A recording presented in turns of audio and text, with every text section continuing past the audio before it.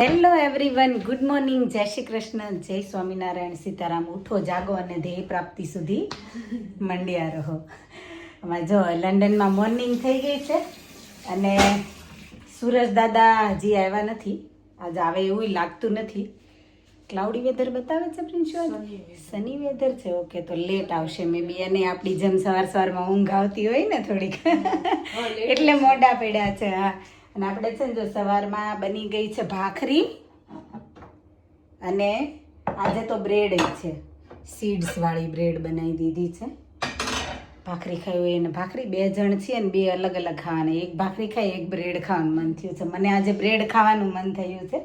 અને આજે છે ને ડિનર અત્યારમાં જ બનાવી દેવાનું છે. ડિનરમાં આજે તો બહુ જ મસ્ત હેલ્ધી વસ્તુ છે, એકદમ હેલ્ધી, 100% હેલ્ધી.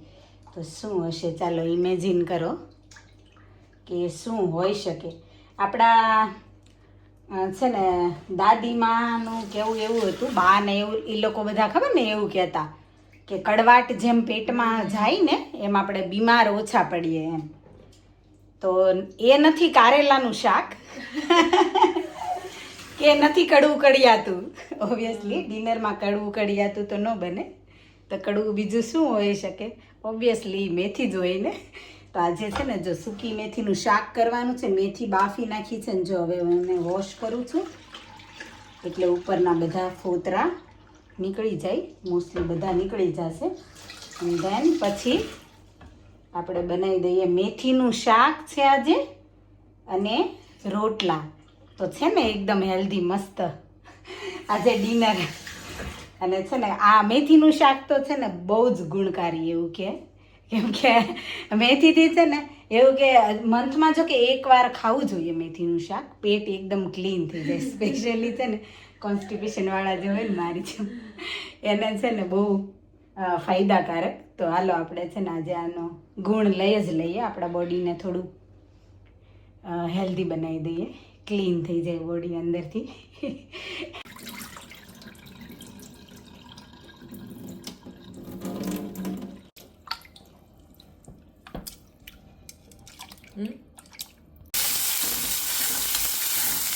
વઘાર કરી દીધો ઓનિયન ગાર્લિક નાખી અને પછી આમાં છે ને ટમેટું એડ કરી દઈશું અને પછી થોડો ગોળ એડ કરી દઈશું અને જે મરચું મીઠું એ બધા આપણા બેઝિક મસાલા હોય ને એ એડ કરી દઈશું. પછી આમાં ઓનિયન ગાર્લિક પછી છે ને આમાં જો ટમેટું એડ કરી દીધું. અને પ્રિન્સુ તું શું કરે? શું વાસણ ખાલી કરે પ્રિન્સુ? આજ પ્રિન્સુ જ્યારે હોય ને ત્યારે મને બહુ વાંધો ના આવે, બહુ ઇઝીલી કામ પતી જાય. નહીં ઝાઝા હાથ રળિયામણા એવું કે ને 2 માંથી 4 હાથ થઈ જાય તો છે ને વાંધો ના આવે. હમણાં છે ને અમારે બંનેને જવાનું છે પાછું પૈસા કમાવા, પાઉન્ડની ખોજમાં. એટલે અમારે હવે મિશન ચાલુ કરી દીધું રસોઈનું. અત્યારમાં ડાબો હાથ પડે ને એટલે ફાવે નહીં જલ્દી.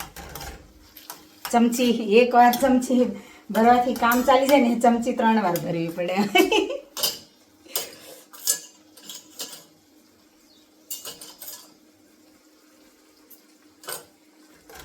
મરચું, મીઠું, હળદર બધું નાખીને પછી આપણે મેથી મિક્સ કરી દઈએ પ્રિન્સુ. અને પછી એની અંદર ગોળ નાખી દઈએ. બરાબર? પછી આપણે રોટલા બનાવી નાખીએ. નો મસાલો જો રેડી થઈ ગયો છે ને, હવે આમાં આપણે મેથી એડ કરી દઈશું.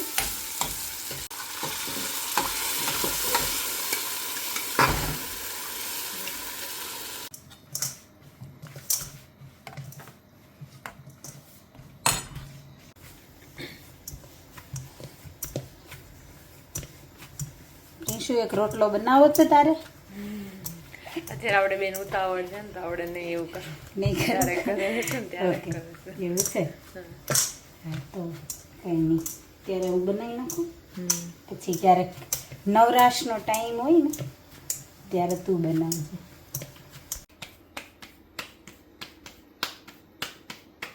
બાને એ લોકો એમ કે ગામડે રોટલામાં ઢાંકણી પાડવાની એમ ખબર પેલી ઢાંકણી કરે ગોળ ગોળ કરીને પેલા થોડો થાય ઓ હા અને પછી ઢાંકણી ખબર નહીં એવું કે ઢાંકણી વાળો રોટલો કરીને વધારે સારો થાય એમ ખબર નહીં હવે મેં તો એમને મત કરી દીધો હા એવો કરીએ ને તો શેપમાં આવે કેમ કે મને મમ્મી શીખવાડતા હતા ને ત્યારે હા એ લોકો ઢાંકણી કરવાનું પ્રિફર કરે જ બહુ હવે આ ઢાંકણી વગરનો થઈ ગયો છે બીજો ઢાંકણી વાળો કરશું બીજું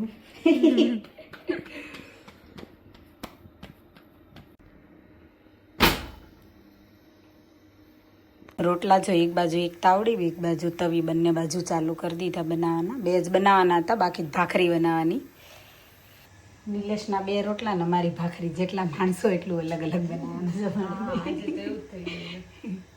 રોટલા રેડી થઈ ગયા અને પ્રિન્શુ ભાખરી બનાવે ને ત્યાં સુધીમાં હું જમી લઉં અને પછી નીકળી જવાનું છે જોબ પર જવા માટે ટ્રેન સ્ટેશને જેવી પહોંચીને એવું ટ્રેન સ્ટેશને છે ને બેંક કાર્ડે દગો દઈ દીધો આજે રોજે હું જે બેંક કાર્ડ છે ને યુઝ કરું ને એ જ છે ને ચાલ્યું નહીં એન્ડ ટાઈમે ટ્રેન આવી ગઈ પ્લેટફોર્મ ઉપર ને બહુ માથાકૂટ કરી ચાલ્યું ને બીજું કાર્ડ કાઢીને જેવું ટચ કર્યું ને એવું ટ્રેનના ડોર બંધ થઈ ગયા એટલે જો જતી રહીને હવે છે ને 15 મિનિટ પછીની અમારે અહીંયા ટ્રેનની ફ્રિકવન્સી જે અહીંયા જે ટ્રેન આવે છે ને નોર્મલી તો કેવું કે 2-3 મિનિટની હોય પણ અહીંયા જે ટ્રેન આવે ને એની 15 મિનિટની હોય તો હવે 15 મિનિટ પછી બીજી ટ્રેન મળશે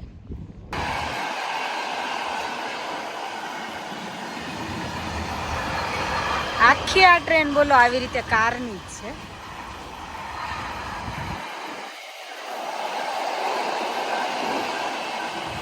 એક ટાઈમમાં સ્પોટ ડાયરેક્ટમાં ગઈ મારો ટ્રેક એક્સચેન્જ કરવા માટે તો ત્યાં જે લેડી હતી ને એણે મને કીધું કે ત્યાં જે બારકોડ હોય ને એની એપ્લિકેશનનો એ બારકોડ આપણે સ્કેન કરીને એના પછી જે લિંક આવે ને એમાં લિંકમાં જઈને આપણે જો ચેક કરીએ ને તો એણે મને કીધું કે બહુ સારી ઓફર હોય છે લિટરલી મેન્સના જેકેટ ને એ બધું જે 50 પાઉન્ડનું હોય ને એ નોર્મલી 25 પાઉન્ડમાં ઘણીવાર તો એણે એવું કીધું કે એટલો મોટો સેલ હોય ને કે 5 પાઉન્ડમાં પણ હોય છે તો મેં તો હજી એપ્લિકેશન સ્કેન બારકોડ તો સ્કેન કર્યો હતો પણ બિકોઝ ઓફ વાઈફાઈ પ્રોબ્લેમના લીધે થયું નહીં એટલે હવે ચેક કરીને જોવાની છું ખરેખર એવું હોય છે એટલું સારું ડિસ્કાઉન્ટ એણે તો મને એવું કીધું કે છે ને બહુ હ્યુજ ડિસ્કાઉન્ટ હોય છે તું ચેક કરજે જો તો તમે લોકોએ તે ઓફરનો લાભ લેવા માગતા હોય ને તો ટ્રાય કરજો એના સ્ટોરમાં બારકોડ હોય છે એ સ્કેન કરી અને એપ્લિકેશનમાં જઈને જોજો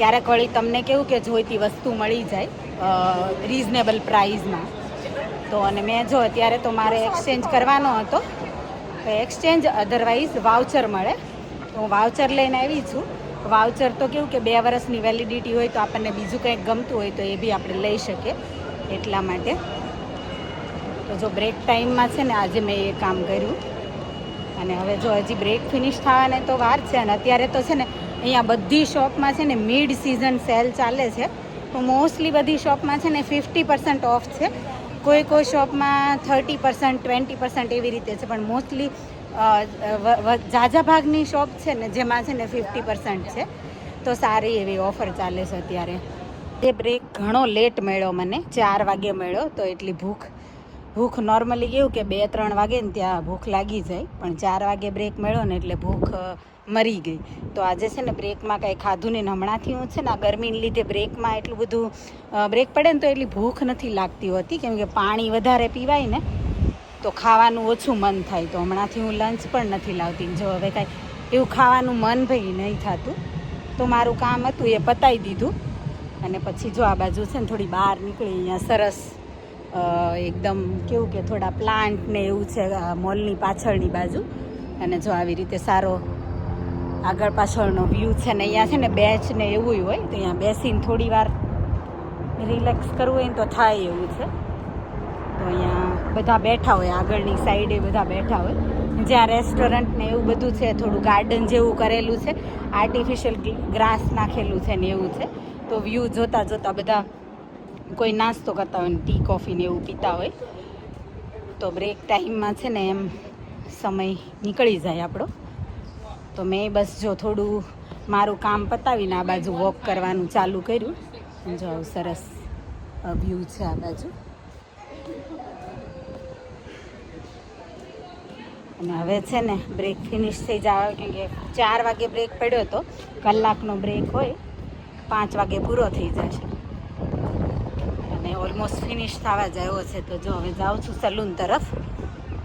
એક રીતે સારું છે, તડકો નથી એટલે આમ બહુ કંટાળી ના જવાય. અને ફાઇનલી 8 વાગી ગયા અને અમે કામ ફિનિશ કરી દીધું. કેમ દુર્ગા? मेरे बाल कैसे मैंने कैसे दुर्गा ने बाल कटवाए हैं अपने. नहीं मैंने उसको बोला था हाँ? वी शेप कर दो तो ब्लडी हेल उसने यू शेप कर दिया मेरे गाली बाल नहीं छोटे बोलते, भी कर दिया हाँ दुर्गा के बाल देखो ना मेरे बाल छोटे कर बिगाड़ दिए. नहीं कटिंग करवाया था ना तो बिगाड़ दिया. पैसे दुर्गा भी का ज्यादा बाल. ले लिए वैसे कोई नहीं, अभी वहाँ जाके बोल देना नेक्स्ट टाइम कि लास्ट टाइम तुमने बिगाड़ दिया था तो इस टाइम अच्छा करो, वरना पैसे नहीं दूंगी. ऐसा यहाँ की पॉलिसी तो पता है ना, बिगड़ते हैं तो पैसे नहीं देते कस्टमर. હા ખુશ ના થાય કસ્ટમર તો પૈસા ના આપે. હે દુર્ગા? એ પછી કહેવાનું ને તું હેપી ના હોય ટ્રીટમેન્ટથી તો પછી કહેવાનું એ લોકોને કે I am not happy so I want pay. હે ને? जो हमारा दिवस फिनिश થઈ ગયો છે ને આજનો आज का दिन तो बहुत ज़्यादा बिजी नहीं था. हाँ दुर्गा?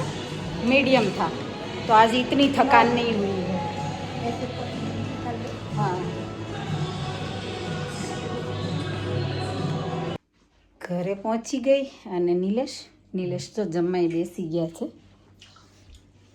મસ્ત બન્યું છે. આજ પહેલી વાર સવારે બનાવીને ગઈ રોટલો. નહીં નાઈસ બન્યો.